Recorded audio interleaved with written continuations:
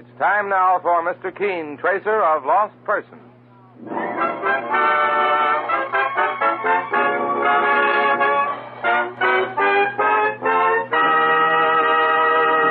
Treat common cold symptoms as you would a serious illness.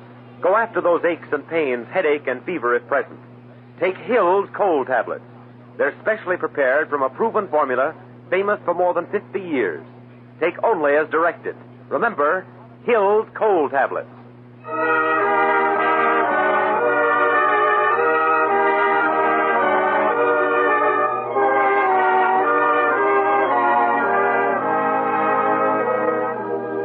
Ladies and gentlemen, Colonos Toothpaste presents Mr. Keene, tracer of lost persons. One of the most famous characters of American fiction in one of radio's most thrilling dramas.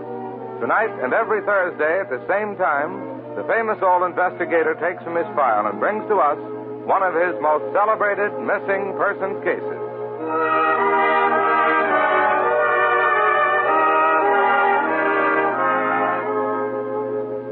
Next time you buy a dentifrice, get high polishing, high foaming Colonos toothpaste or tooth powder. Colonos is a double result dentifrice with a mouthwash effect built right in. Freshens your breath while you're brushing your teeth. Tomorrow, buy Colonos.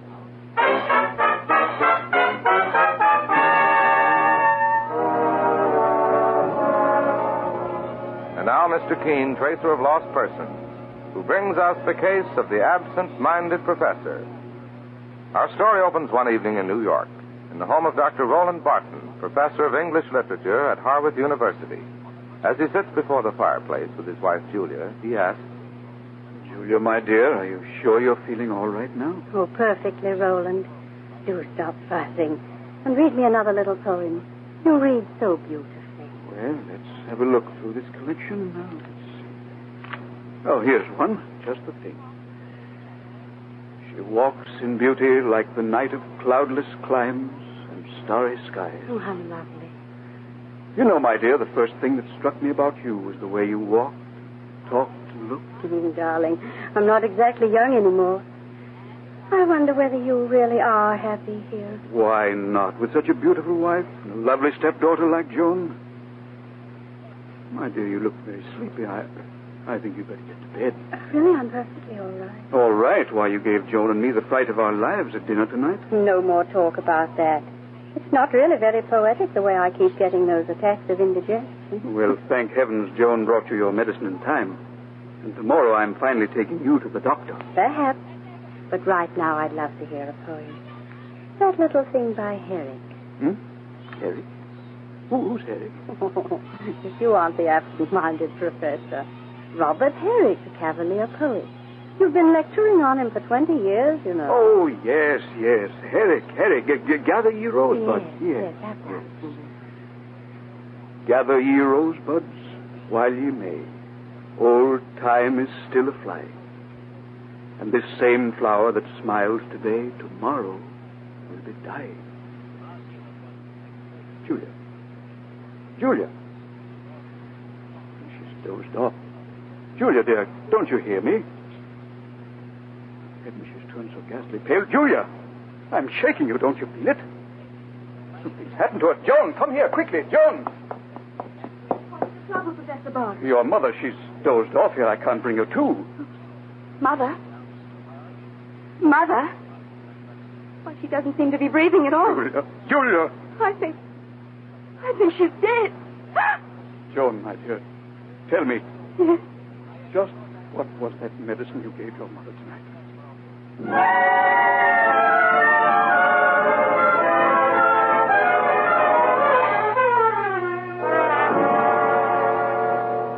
And now, a week later, the doorbell of the Barton home is rung by a slight elderly gentleman. Yeah? Is this the Barton home? Who wants to know? My name is Keene. Here's my card. Oh, yeah. Everybody knows about you, Mr. Keene. I was asked to come here by Miss Joan Gardner. She's Professor Barton's stepdaughter. Don't I know it? Well, may I come in? Mr. Keene. Miss Gardner, I presume? Yes. Do come in. For 1 second, I don't know. It's my right to talk to Mr. Keene if I want, officer. I'll not have you standing there like a watchdog. Okay.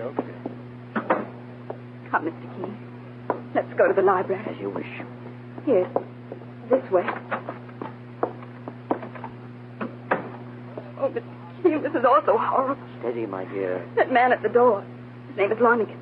He's a detective from the New York police. So I gathered. He's around here all day, poking into every closet. The way he keeps staring at me. The way everybody does. Joan, my dear, I'm here to help you. Let's have the whole story. It's my mother.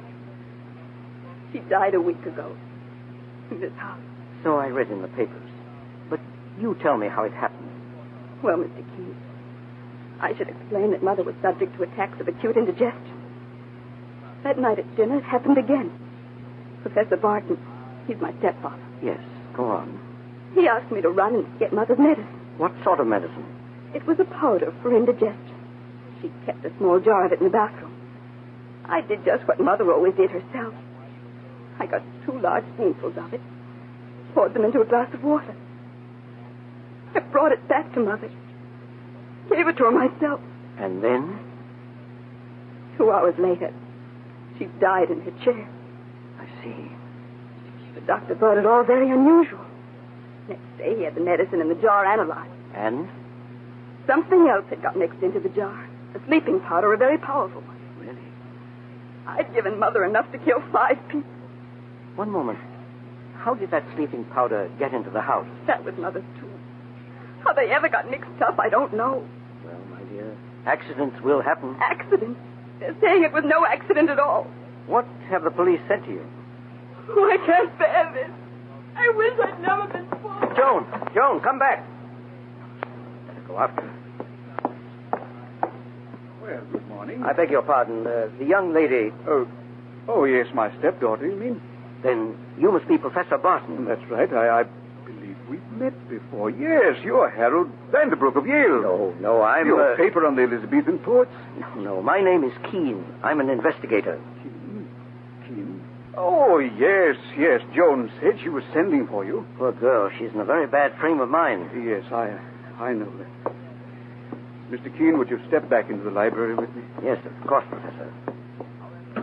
I could understand a certain amount of self-reproach, but the way she's taking this, why... Well, you see, there are certain reasons. My poor wife was a very rich woman. She left a very large estate. Really? Under her will, I've inherited some $50,000 myself. And Joan 5 times as much. Oh. To make matters worse, Joan and her mother were not on good terms. What was the trouble, if I may ask? Well, Joan recently became obsessed, Mr. Keene, with a young scoundrel by the name of... Frank Lawrence. Frank Lawrence? He taught chemistry for a while at the university, but Joan's mother did not approve of him. May I ask why? Well, Lawrence was up to his ears in debt. Last year, the university discharged him. Joan's mother felt he was interested in Joan only for her money. Did Lawrence visit here? Yes, Mr. Keene, much against the wishes of Joan's mother. The last time was... Yes? The day before Julia died. I see. Professor, where was Mrs. Barton's medicine usually kept? In the hall bathroom. A place of common access. Please, Mr. Keene, I'm not making charges against anybody. If you'll excuse me now, I think I'd better go to Joan. Yes, of course. Don't bother showing me to the medicine closet. I'll find a way. Just down the hall. Glad to have met you, Vanderbrook. Keene is the name. Yes, Keene. Well, this is a situation. Mr. King. Yes? I'm the housekeeper here, Mrs. Gleason. Well, I just heard you talking with Professor Barton. so I was, Mrs. Gleason. Are you going ahead with this case? Are you going to investigate? If Miss Gardner still wants me to. Well, if you want my opinion, Yes? there's plenty to investigate. What do you mean by that? Find out for yourself.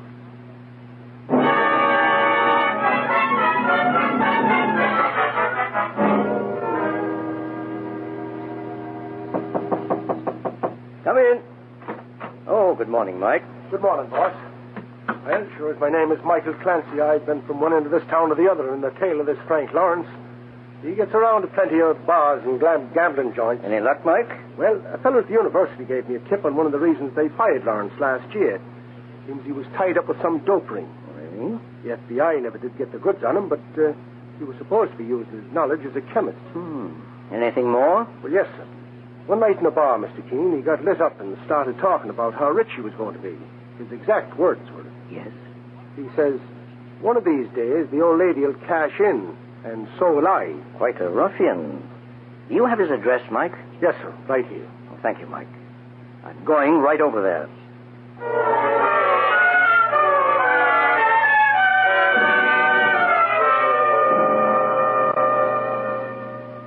Oh, so you're Mr. Keene. And you're Frank Lawrence. Very interesting situation.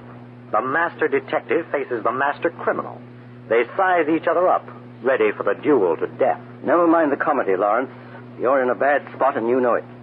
Could be.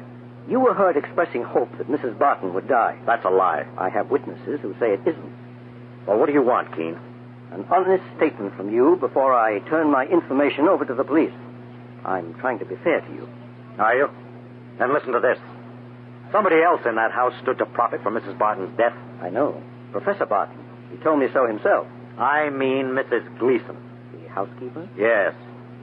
She'd worked for Mrs. Barton 20 years. Mrs. Barton was going to leave her $10,000.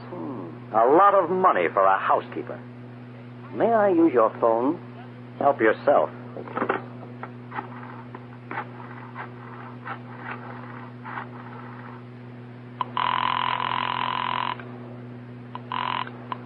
Hello? Is Miss Joan Gardner there? Speaking. Oh, this is Mr. Keene. Oh, I've been wondering about you, Mr. Keene. Has anything turned up? Have you been able Something quite important, my dear. I want to drop over and have a talk with your housekeeper. Mrs. Gleason, she isn't here. No? She was taken ill 3 days ago, very suddenly. Oh, she's ill? She decided to go off to the home of her sister. Oh, Joan, can you get me her sister's address? Well, it's around somewhere, Mr. Keene. Well, get it for me at once. This is vitally important.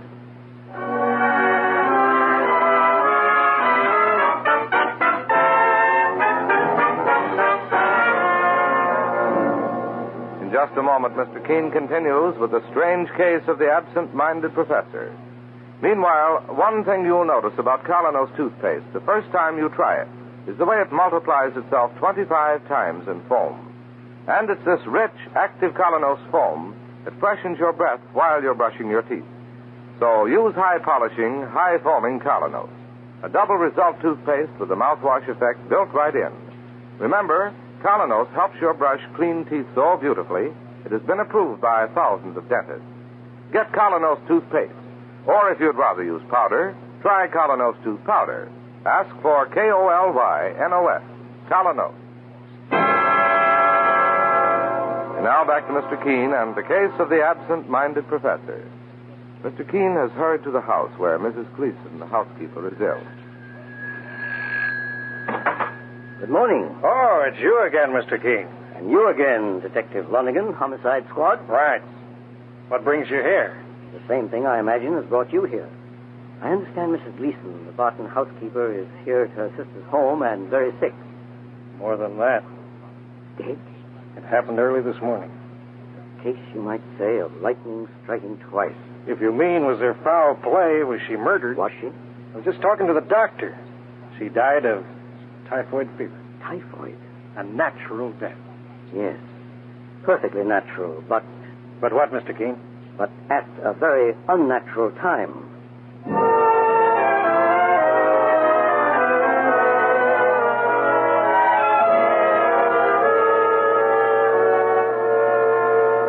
Good morning, Professor Barton. Oh, well, I say it's Professor Greenwood of Princeton. Oh, no. My name I was reading your book on Chaucer only last week, and I must say... My name is Keene. K-E-E-N. Oh, yes, the detective chap. Well, is there anything we can do for you? I'm rather worried about your stepdaughter. About Joan. Well, so am I. And I thought just as a precaution... Professor Barton, begging your pardon. Yes, Millie. A telephone call for you from Dr. Holmes at the university. Yes. Will you excuse me, Mr. Keene? Of course. If you want to see Joan, meanwhile, she's in her study. That first door to the right. Good, I do want to see her. Next door to the right. Oh, Joan. Joan. Joan. Like this. Oh, it's you, Mr. Keene. Didn't you hear me knock? I was writing a letter. A letter? Or something else? Don't understand what you mean. Really, the way people stare at me these days, the things they talk about behind my back. Joan, my dear. Yes. I want you to make me a promise. What? That you will give up this idea of committing suicide. Suicide? Why, Mr. Keene, all I was doing was writing a letter to a friend. May I look at that letter? No. No, it's very personal. Joan, I know how badly you feel about your mother's death. Everybody's turned on me. Even Frank Lawrence, he hasn't come near me once. I know. But let me say just this. I, for one, don't feel you had any responsibility for your mother's death. I gave her that drug. You were the unwitting instrument of some other person. Well, of whom? Of whom? I'll find out sooner or later. I was hoping to get a little help from Mrs. Gleason, but unfortunately... Yes? She died early today of typhoid fever. Oh, dear Lord. I was so very fond of her. Are you fond of Professor Barton, too? Naturally, Mr. King. He's always been such a dear. How long were he and your mother married, Joan? 2 years. Did you happen to know where he taught before he came here to New York? Yes. Marlowe State College out west. Why do you ask? Simply a routine check, Joan. Was he ever married before? Yes. His first wife died, too. But, Mr. Keene, if you've got any idea Professor Barton is a sinister old murderer, why, he's the gentlest thing alive. Yes, that's what everyone says. That's what everyone says.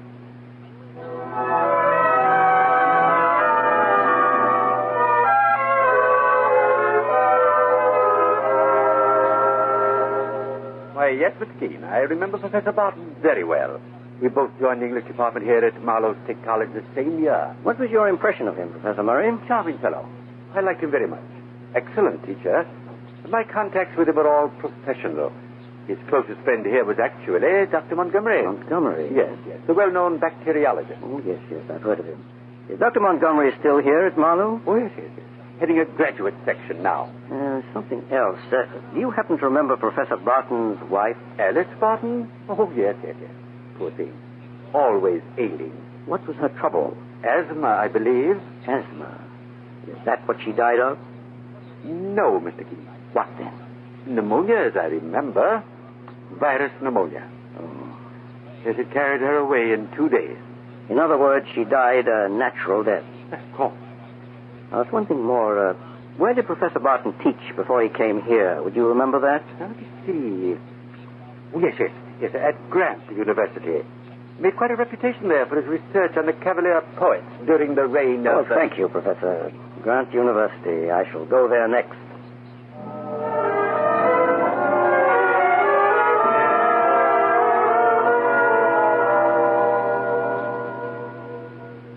Oh, yes, Mr. Keene.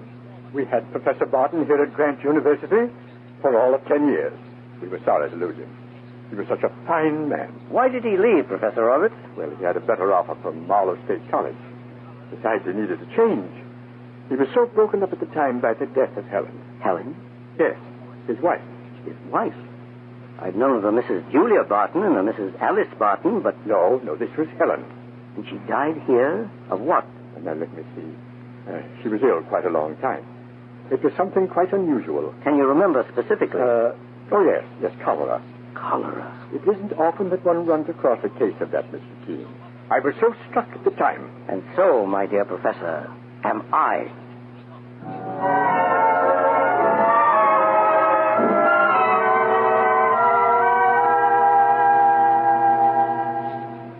Well, boss, I'm glad to see you back at the office. The work has certainly piled up while you were gone. I'm sorry, Moek. I didn't think it was going to take so long. Did you discover anything on your trip west?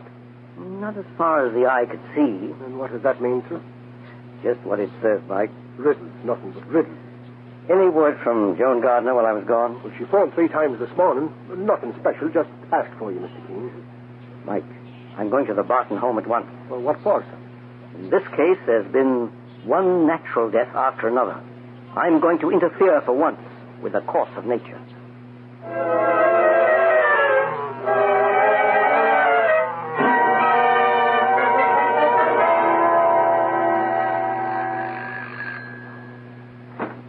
Good evening, Mary. Good evening, sir. Is Professor Barton at home? No, sir. He went to the university. On a Saturday evening? He had an appointment there with Dr. Holmes, I believe. Oh, he's on the medical faculty, isn't he?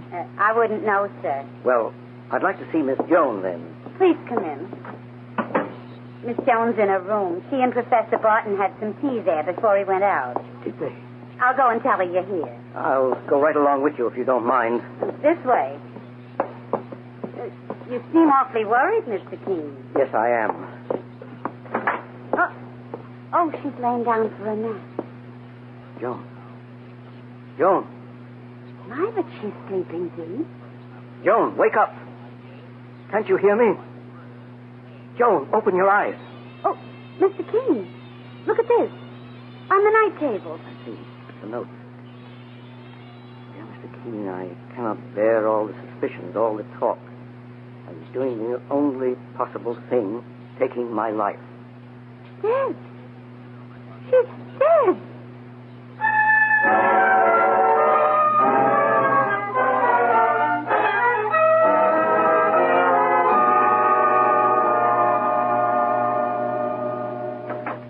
Good evening, Professor Barton. Oh, it's you, Keene. What are you doing here in my library? Waiting for you. I have very bad news. Oh, what do you mean? Look at this note. I cannot bear. Good heavens, how utterly horrible. How did she do it? With the same drug that killed her mother. With a girl of her age, so pretty and charming, everything to live for. Why? Why? The note explains itself. Self-reproach for her mother's death. Oh, this ill-starred house, one death and then a second so soon after. There's a curse on me. More than two deaths. You're forgetting Mrs. Gleason. Yes, poor creature. And if we go back into ancient history... I don't follow. You seem to have been cursed twice before, my dear Professor. You're referring to the fact that I was married twice before. And that both ladies, in their turn, also died. Well, you see, I'm a very unfortunate man, Mr. Keene. A veritable angel of death. Alice died of pneumonia. Perfectly natural death. As far as the eye can see. Helen died of cholera. And Mrs. Gleason, the housekeeper, of typhoid. All natural deaths. Professor Barton, may I offer a theory? Yes, of course. In a modern city like New York, typhoid is not very usual. Natural, but not usual. How did Mrs. Gleason get typhoid? By catching it, I suppose. I don't know. Or could it be that somebody deliberately dropped a culture of typhoid germs into the pot of coffee she left for herself on the gas range? Fantastic. Your second wife, Alice Barton, died of pneumonia. But she had long suffered from asthma. Yes, a very pernicious form. One that required hypodermic injections daily. Injections that she trusted her husband to give. You are insinuating, Mr. Keene, that I substituted the pneumonia germs? And what of the first, Mrs. Barton? Couldn't she have caught cholera, also unusual, from a cup of tea into which cholera germs had been caught? Mr. Keene, I'm a professor of English literature. What would I know about germ cultures? Where would I get them? Professor Barton, I've been struck by a curious fact. What is that? Wherever you have taught, your closest friend has not been a man in your own field, literature, but in another, bacteriology. At Marlow College, it was Professor Montgomery. Here, it has been Dr. Holmes. Well, you were constantly visiting them in their laboratories, always dropping in for a chat. That proves nothing. But here's another fact. In every case where one of these women died a natural death, so-called, a culture of germs disappeared a few days before from the laboratory of the university where you were teaching. How did you ever find that out? Simple. Laboratory assistants are required to keep a constant inventory of all germ cultures. If any are missing, it must be recorded in the book. Well, Keene, you make me sound like a Bluebeard. Exactly what you are. You killed each of your three wives for money. Mrs. Gleason, the housekeeper, went because she began to suspect you. Joan, for the same reason. But my dear fellow, Joan left a suicide note. Yes. And that rather knocks your whole theory sky high, Mr. Keene. That suicide note was written a week ago. I talked to Joan and made her change her mind. But she was careless enough to leave that note around for you to pick up. Most interesting. Then, just a few hours ago, you went in to have tea with her. Overpowered her, forced her to drink that drug. Am I right? Now, you let me ask a question. What are you going to do about it? There's a policeman outside, waiting to arrest you. You put me in mind of a lovely little poem by Richard Lovelace. Stone walls do not a prison make, nor iron bars a cage. Go ahead, arrest me, put me on trial. Your theories won't stand up in a court for a moment. I'll bring 100 character witnesses from every walk of life, and I'll go free because you have nothing but theories to offer. Nothing but theories. Professor Barton, will you do me just one favor? What is it? Open the library door, just behind you. What for? Open it, please. Very well, Mr. Keene. Joan. You tried to murder me. Joan, look here. You forced that drug down my throat. If Mr. King hadn't come here in time, if he hadn't called the doctor, told him what the drug was. You're horrible. Horrible. Well, Professor Barton, have you anything to say now before I turn you over to the police? Perhaps I can suggest something to you. Can you? There's an old saying that fate finally catches up with a scoundrel. And now, Detective Lonigan, we're ready for you.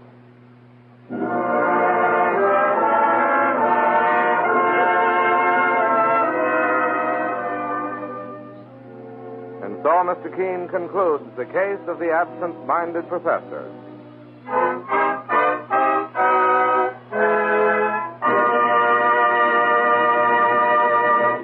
The hour is late. Before a quiet house stand a boy and girl. Listen. Thanks, Tom, for a very nice evening. How about a good night kiss, Jenny? Oh, I'm afraid not, Tom. It's late. I must run. But this is what she was thinking. Kiss you? No, sir. If you only knew the truth. Friends, the truth is that in love, as in business and social life, unwelcome breath and dingy teeth are barriers to success.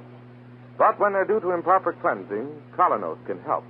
For Colonos is a double result toothpaste with a mouthwash effect built right in.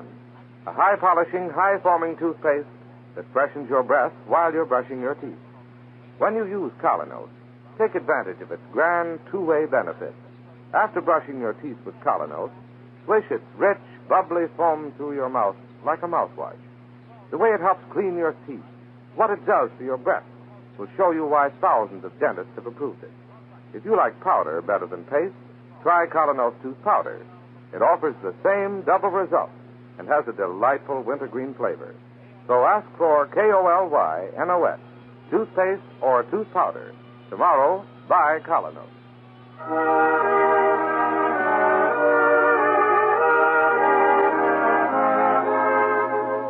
You have been listening to Mr. Keene, Tracer of Lost Persons, on the air every Thursday at this time. Don't miss Mr. Keene next Thursday when the kindly old tracer turns to the case of the blood-stained piece of tin. This is Larry Elliott saying goodbye for Mr. Keene and the Whitehall Pharmaceutical Company, makers of Colonos toothpaste and tooth powder.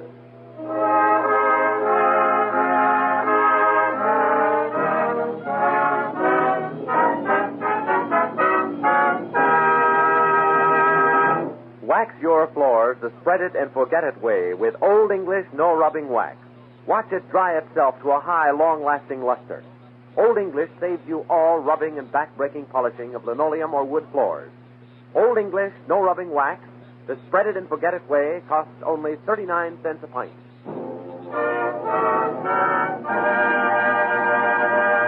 Friends, this is Mr. Keene again. Tonight I appeal to you to give generously to the Red Cross. Last year, the Red Cross saved thousands in 259 disasters in America and millions overseas through gifts of food, medicine, and clothing. It collected millions of pints of blood, aided sick and wounded servicemen and their families, and served in countless other ways. This year, our Red Cross needs $200 million. So please, do your best, won't you? This is CBS, the Columbia Broadcasting System.